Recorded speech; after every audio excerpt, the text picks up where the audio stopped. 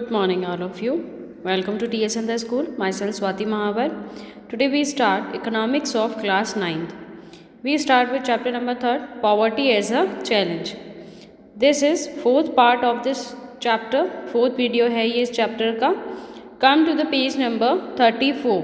Page number 34 पर आ जाइए. Story of Siva Raman. Now we start with the story of Siva Raman. Siva Raman lives in a small village near Karor town in Tamil Nadu. Siva Raman जो था वो एक छोटे से village में रहता था करोर टाउन के अंदर तमिलनाडु में.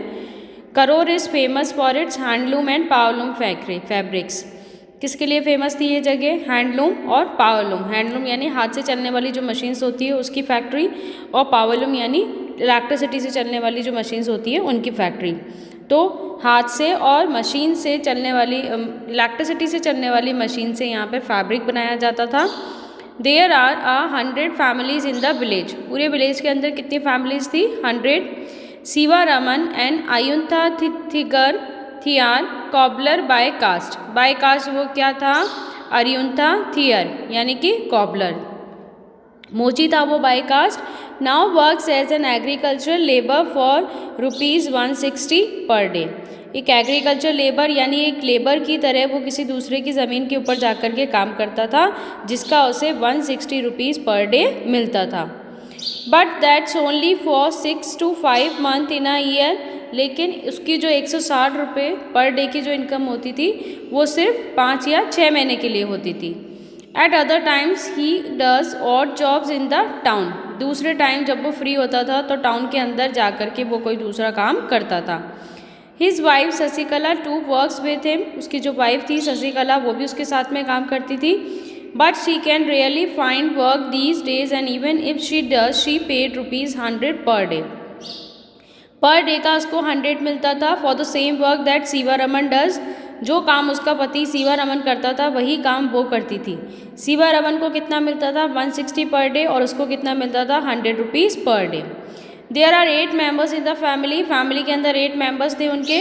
सिवा Raman 65 year old widowed mother is ill. Siva Raman की 65 ईयर्स की मदर थी जो बीमार थी. He needs to be help with a daily chores. और उनकी जो मदर होती थी and she needs to be help with a daily chores. Daily routine के जो काम होते थे उसके अंदर वो काम करती थी, उनकी हेल्प करती थी. He has a 25-year-old unmarried sister and 4 children aged between 1 year to 16 years. एक उनकी 25 साल की बहन थी और 4 बच्चे थे उनके 1 साल से 16 साल के बीच में. 3 of them are girls. इन 4 बच्चों में से 3 तो लड़कियां ही थी. The youngest is the son. सबसे छोटा जो बच्चा था वो कौन था? एक बेटा था.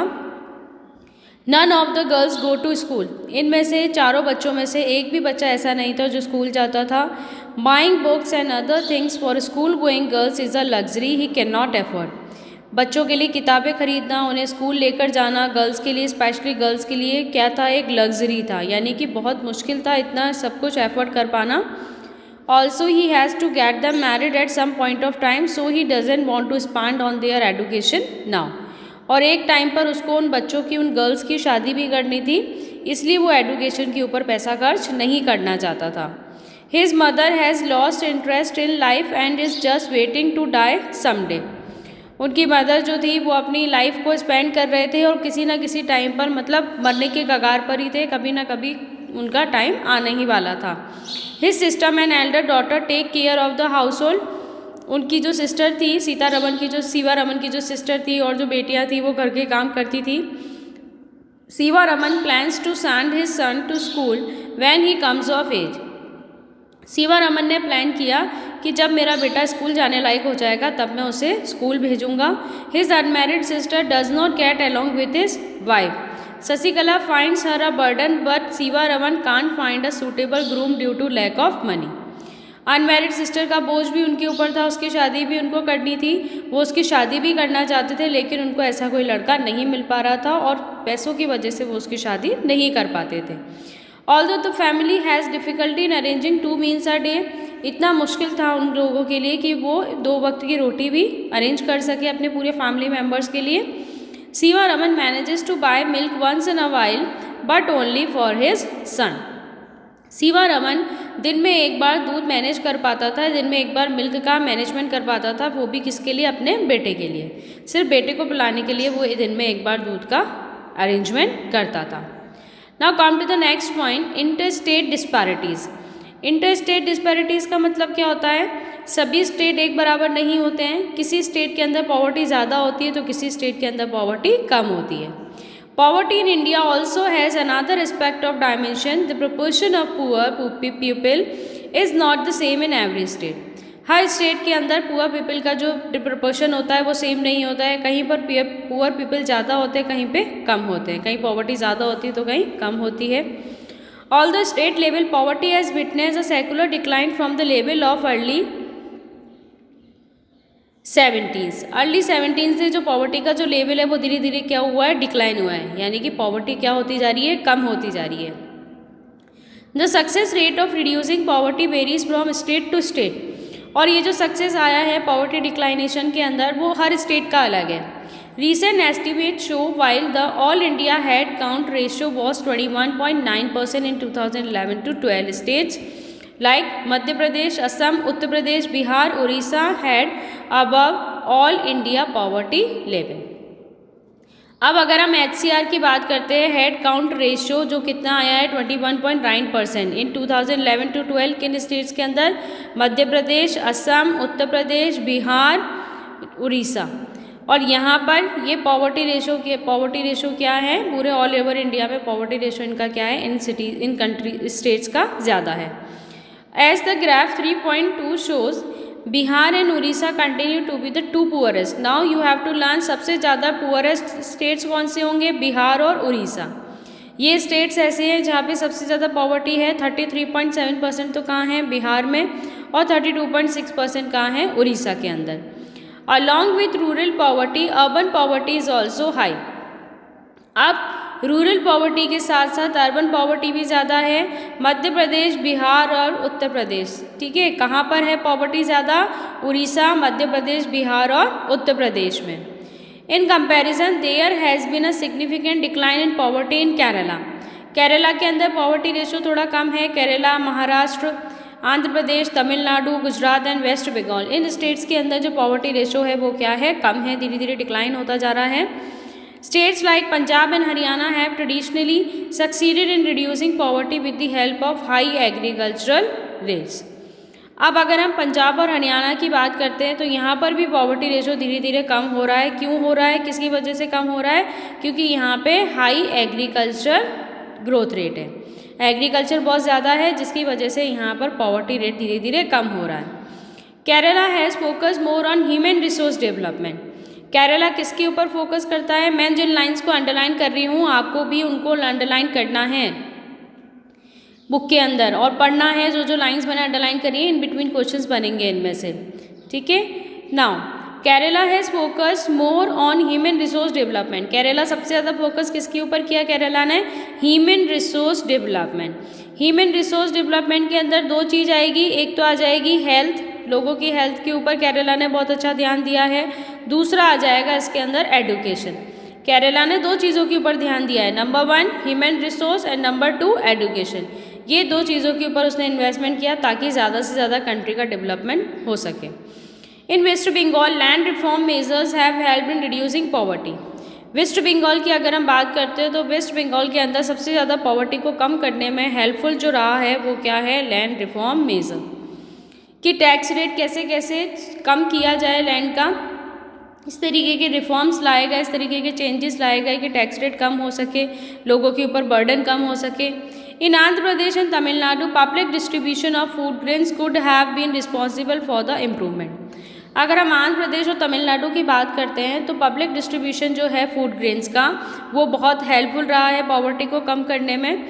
पब्लिक डिस्ट्रीब्यूशन समझते हैं आप लोग, पीडीएस जो था, जो हम पढ़ चुके हैं, पीडीएस यानी कि राशन शॉप्स के ऊपर जो डिस्ट्रीब्यूशन होता है वो क्या कहलाएगा? PDS system. तो पीडीएस सिस्टम बहुत हेल्पफुल रहा है आंध्र प्रदेश और तमिलनाडु में कि वहाँ के लोगों को खाने पीने की चीज़ें दिलाई जा सके। नेक्स्ट है global poverty scenario. The proportion of people in different countries living in extreme economic poverty defined by the world bank as living on less than $1.90 per day has fallen from 36% in 1990 to 10% in 2015।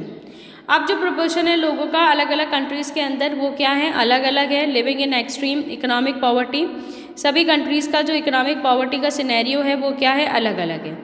World bank define करता है कि $1.90 per day, अगर कोई country $1.90 per day का कमाती है तो वो किस में चली जाएगी, पॉवर्टी के अंदर चली जाएगी। Has fallen from 36% in 1990 to 10% in 2015। अब पूरे वर्ल्ड के अंदर 36% कंट्री 1990 के अंदर ऐसे थे जो पॉवर्टी लाइन के अंडर आते थे, लेकिन 2015 के अंदर ये रेशो क्या हो गया, कम हो गया। 36% कितना हो गया, 10%, यानी 10% कंट्रीज़ ही ऐसे हैं जो पॉवर्टी लाइन के अंडर आते हैं in 2015। Although there has been a substantial reduction in global poverty के अंदर भी रिडक्शन आया है। It is marked with great regional differences. Poverty decline substantially in China and south east Asian country as a result of rapid economic growth. अब poverty के अंदर decline आया है, क्यों आया है, क्योंकि रैपिड इकोनॉमिक ग्रोथ और मैसिव इन्वेस्टमेंट हुआ है ह्यूमन रिसोर्स डेवलपमेंट के अंदर। तो पॉवर्टी कम किसकी वजह से हुई है, रैपिड इकोनॉमिक ग्रोथ हुआ है, ज़्यादा से ज़्यादा इकोनॉमिक ग्रोथ हुआ है, मैसिव इन्वेस्टमेंट, लोगों ने ह्यूमन रिसोर्स के ऊपर ज़्यादा इन्वेस्टमेंट किया है स्टेट्स ने, जिसकी वजह से उनकी हेल्थ और एजुकेशन अच्छा होने की वजह से पॉवर्टी क्या हो गई, कम हो गई। Number of poors in China has come down from 88.3% in 1981। Now see, China के अंदर नंबर ऑफ पुअर 1981 के अंदर कितने थे, 88.3% थे, जो कि 2008 के अंदर कितने हो गए, 14.7%, और 0.7% कब हो गए, 2015 के अंदर। In the countries of south east countries की अगर हम बात करते हैं, India, Pakistan, Sri Lanka, Nepal, Bangladesh, Bhutan, the decline has also been rapid. तो इन स्टेट्स के अंदर जो डिक्लाइनेशन है वो क्या है, बहुत ज़्यादा स्पीड से आया इन कंट्रीज़ के अंदर। कौन कौन से कंट्रीज़ हैं ये, इंडिया, पाकिस्तान, श्रीलंका, नेपाल, बांग्लादेश और भूटान। इन कंट्रीज़ के अंदर जो पॉवर्टी डिक्लाइनेशन है वो बहुत स्पीड से हुआ है। 34% 2005 में था, तो 16.2% पॉवर्टी कितनी रह गई, कब रह गई, 2013 के अंदर। आया समझ में, 2005 में पॉवर्टी रेट कितना था, 34% इन कंट्रीज़ के अंदर, और 2013 के अंदर कितना हो गया, 16.2%। With decline in the percentage of the poor, the number of poor has also decline significantly from. अब पॉवर्टी रेट कम हुआ तो नंबर ऑफ पुअर भी कम हो जाएंगे। 510.4 मिलियन कब थे, 2005 में, और 274.5 मिलियन कब हो गए, 2013 के अंदर। Because of different poverty line definition, poverty in India is also shown higher than the national estimates। और डिफरेंट पॉवर्टी लाइन की जो डेफिनेशन, अलग अलग जो पॉवर्टी लाइन की डेफिनेशन जो दी जाती है, उसके अकॉर्डिंग इंडिया के अंदर जो पॉवर्टी है वो क्या है, ज़्यादा है नेशनल एस्टिमेट्स, मतलब पूरे नेशंस में सबसे ज़्यादा पॉवर्टी कहाँ पर है, इंडिया के अंदर। तभी तो इंडिया को क्या कहा जाता है, poor country, under developed country कहा जाता है। समझ में आया यहाँ तक आप लोगों को, ये आपका 4th पार्ट कंप्लीट हो गया। अब इसके आगे का चैप्टर हम 5th पार्ट के अंदर कंटिन्यू करेंगे। Thanks for watching, stay home, stay safe.